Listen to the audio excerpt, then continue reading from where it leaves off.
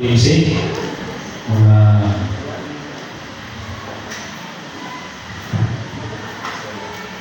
kaysa siya po, may ugaw, kapisapat ka ng kanan. Ako ipasamatan ko sa biyang atong buhay na Diyos na may hatag na itong kapagkagon. O kakausap, ipasalamatan ng isod na sa atong panagiusap sa pagsimba, atong nakita na usap na atong makauban si Tatay Adon. Praise the Lord! Nga atong nausap, nakauban si Tatay Adon usa sa membro sa TMC. Sa sunod nga pagkanda sa TMC, si Tatay Adon umulit ng ganda. So ganda ng igsoon at inabatnan tungkol sa paghigugma sa Ginoo sa tuwa. Hindi ko magalo ng igsoon ang ipasalamatan. Sana si Ate Joy na may naghatag sa kumbahin isip pagpara sa Ginoo tumudagon. Una mga naglibo ba itong mga nanganging adlaw ba kung siya ang dagon kay naagi naman doon ang first Sabbath, so evangelism ito. Kung di nyo ato na yung ikuan mga igsoon atong promotion nga bisan iba si kaya ng Sabbath man siya. Pero ato na yung nalong mga igsoon atong promotion daw nga evangelism. No, sa rin pa mga atong ngayon nyo, pag-apo na. Dengan kayo salamat kamahan sa imong pagputisyon sa imong simana, sa imong paghatag, sa pagawasan kami ng gihapon, nagkaparehas sa magsimba sa imong buhay ng alam. Ang magyang ninyo, hindi ko lang kasing-kasing, una-una na aming mapatnan karoon ang imong mga pulong, kami magkiyas sa mga pinabuhi, kami imong amayan kami, yes, binarian, ni imong buyan. Salamat po Diyos, mag-ilong magkaroon na sa Jesus. Amen.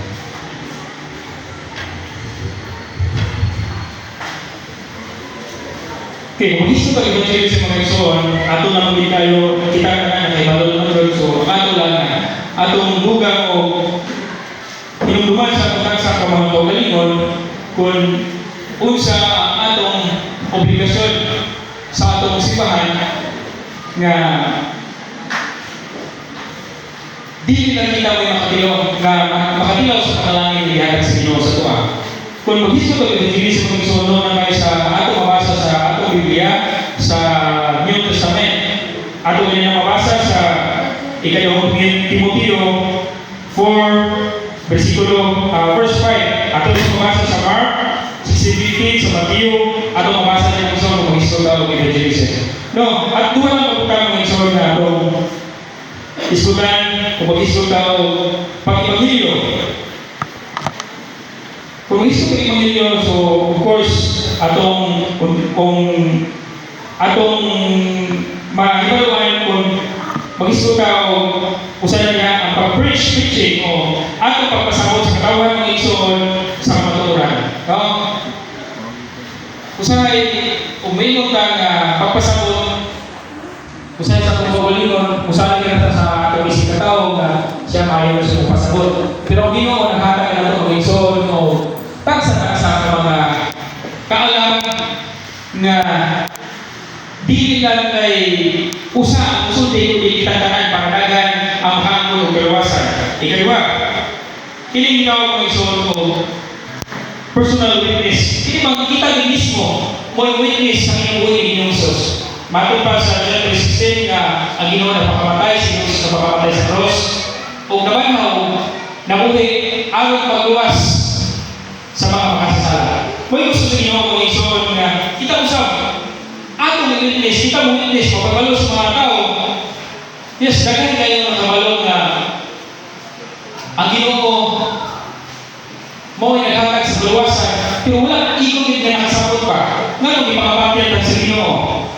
No, nakikita kita may personal witness o kita mo testigo kung sa lahat ng termino testigo sa kinabuhi ni Jesus. So, kung saan itong nakita, kung saan itong nalumo, kung saan itong improve sa mga tao, sa atong nakita o himalan sa atong ni Jesus. Masyong Igsoon, nag-ingon niya, it is an appointment na intended para ang imong operabo. Walang ipiling Igsoon, walang ipiling ang ihatag sa Ginoo sa matag-usa. Nga usapon, kung saan itong mahimong na parte sa pag-apil nato sa iwaton sa Diyos. Karang nakalimutan mo Igsoon, kung di nagubutan mo, kung saan ka lang kami sa asawa, kung susturyan niluta o tao mabalik na Ginoo sa para makapahuway ka pa. Pero dili pangutanan ilabi na sa atong mga sa pamilya mga igsoon na apa yung mga pamilya nga para sa akong pamilya nga usa makaingon ko nga kanindot man ka nga mabalik na nila Ginoo pero Google pa kayo ba kanang sakit pa kayo lumon ba nga kita na nikamot pero naapag kayo makaingon ka nga dili pa iba mangayan nga pabalik sa Ginoo nga magkuyo dito siya sa langit kita gani nga nagtuo na siya pero usay dili pa ta sigurado kaya dapat kayo mga kulang sa itong kinabuhi. No, mga igsoon, ako yung duman katong usap na babae ka sa Marianon nga istorya ni Ginoong Hesus. Di ba, siya mismo mga igsoon, dinilingon si Ginoong Hesus nga ayaw ipanugin pero iyang bigyan kung siya yung libuhat o siya nanugin sa mga taga-Samaria. Umutulangan kayo ang nadala ng igsoon ito nga si Ginoong Hesus mo ang Mesiyas. Kinahanglan mga igsoon nga sa atong matag-adlaw, usahay ang God ko, sa ato lang kaugalingon, maabot kita ugaluya sa atong kaugalingon, pero muna sa pagpinamangay sa atong matag-usang mga igsoon, sa atong pagpinamangay, pag-dinastigay, anan atong kainunduman nga kita adunay mga kalabutan, adunay kalabutan sa pagbalik ng ni Kristo, na atay obligasyon nga daghan pa niya ang makatilaw sa Italia ng kalawasan sa atong buhay ng Diyos. Kung itong hinunduman ng atong diskutan ng igsoon, kita atong masaytan ang Revelation 14 verse 6 to 7, nag-iskot niya o 3 angels visit sa Kapitulo 7. Kung imo na yung sakto ng igsoon na kanuwan sa kuwan, imo na yung angels, imo na yung angels, imo na yung kuwan sa langit na pinulungan ng igsoon sa Grigo, nag-iskot niya siya o angelos. Ang angelos ay mula sa lahat ng term kung imong iubad si Jesus, saan yun siya messenger. Hindi lang niya literal ng igsoon ng mga anghel, mao'y magwali o magpasangyo sa mayong kabalita. Kundi ang patagusan na ito, adunaw sa obligasyon sa pagpahat sa mayong kabalita nga atong nasaykan diri sa balaan ng kasulatan na gihatag sa Diyos na ito, aron matilawan usap sa uban. No? Mga igsoon, usay lang nakalay mga rason pa, ngayong usahay hindi nakapil o maglisong kakapil, usahay niya ang atong mga influensya. Usahay ang mga influensya sa Pilipino, usahay ang influensya nato sa atong mga barkada sa gawas, na usahay malimtan natong ang atong obligasyon nakulangan dito. Ang nindot na atong influensya mga igsoon, nga nindot di kayo atong makuha ang influensya sa kinabuhi ni Ginoong Hesus. Kung atong sundon kung sa kinabuhi ni Ginoong Hesus mga igsoon, kung ano na atong influensya sa atong kinabuhi, o atong i-share sa uban, daghan di kayo mga igsoon na makakapot pa sa maluwasan ng ilagyan sa Ginoo. Daghan po kayo mga igsoon nga nagtuko nga ano na ni Ginoo, tinawala pa igot yun nga natukad o makasama pa kayo sa iyong matuturan ng sulat sa Biblia. Ikaduhang mga igsoon, ang atong usahay, ang atong isip, usahay na ito, kita kung sa pag-isuhan ng mga igsoon, usahay, kurang makulang kita sa kalaki pa, o makulang kita sa kalaki sa atong pag-isuhan mo, o mulis na atong mapitay. Nga usahay, mapresyo ta sa atong usahay kahinugdan yan mga igsoon ang atong mga trabaho. Kung madala sa itong mga trabaho mga igsoon nga ubos na ito ang atong obligasyon nga mo tayo una doon kaya para makaangko na ito ang atong kaluwasan ni nga atong ipangandoy mo na siya mga igsoon na makulangan na sa atong timpla sa atong pagkakasuhan. Daghang ikaso mga igsoon nga usahay ka na makaingon na kinalala na ito karoon na po kinahanglan na pagkayot ka malimtan na ito nga lahat sa atong pagkayot sa atong income ang Ginoo ra kinagasok ka tugyan sa tanan. Usahay sa atong lifestyle sa atong kinabuhi, usahay umingon ng lifestyle maruti na nato ba nga paghuman na ito buwan o na sa itong himuon wato na ito sa itong balay pero kung ipasalaman na itong igsoon na mga nagumala sa simbahan nga kita gigaling sa kanunay nakahimo ka isang kita permanente nga maka atanan ako sa iyo nga atanan permission nga maguyog sa mga gibuhaton. Pero daghang salamat sa itong mga dumalan diri nga encourage na itong kanunay labi na sa paghimo nato, labi na sa itong mga gibuhaton dito sa buo. So kaniya nakabati ko nga naa na tayo bismuhanan. Praise the Lord nga nadugangan madugang ko na sa itong membro sa itong simbahan. Duha.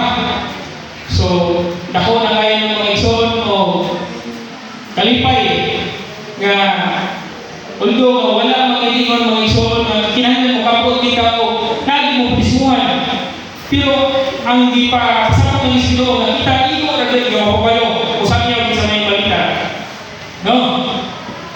Usahan mga walang ka o kuwan maluya ka kaya mga dagan kayo mukuhin sa mga kalibutan ng mga butang. Ang pinugtong na mga ison na isa sa mga maluya o hindi kita magpakalimot, hindi kita malimot sa pagbasa ng mga sa itong Biblia. Kung magbuhat ka pa ng mga ison para sa Ginoo, ato gibuhaton para sa Ginoo. Kung magbuhat ka na ikalipay sa Ginoo, ihigling mo na nato ang mga kalibutan ng mga butang na kita lang malipay. Dili kinahanglan ng ison na mahimong ka sa social media, naganti kayo ng mga maguwalay, makikibati isa.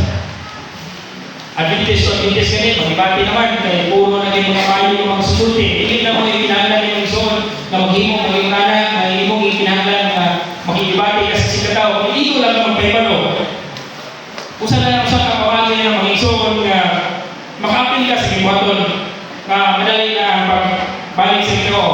Kung saan, balik mga ison, kinahanglan ka, mabasa, experience sa kanang ilog kayo ng mga experience ba kanang dapat ay personal mga kasinatian ba kung ngano nga kita nahimo na dito sa dili kita na nato mga ison nga born of British daghan kayo mga converted lang usa na ilog kayo mga ison nga usa niya itong na-experience sa kinabuhi ngano kita nilawag atong nilawag ang kinabuhi yung isos na kita na yung British ka naging mga ison sa Romans 1 verse 16 sa dili pa ko mga ison matapos subukin mo punto mga ison sa pagbahin nagingon dili ko ikaulaw ang mayong balita na dili mo gahong sa Diyos aron pagluwa sa tanan mabutuo una sa mga Hudiyo ingon man ang dili mga Hudiyo dili na to ikaulaw ang pulong sa Diyos nga muhatag mo share sa kupan aron ang panalangin sa Ginoo nga gihatag sa tuwa makatilaw mo sa pagkuban.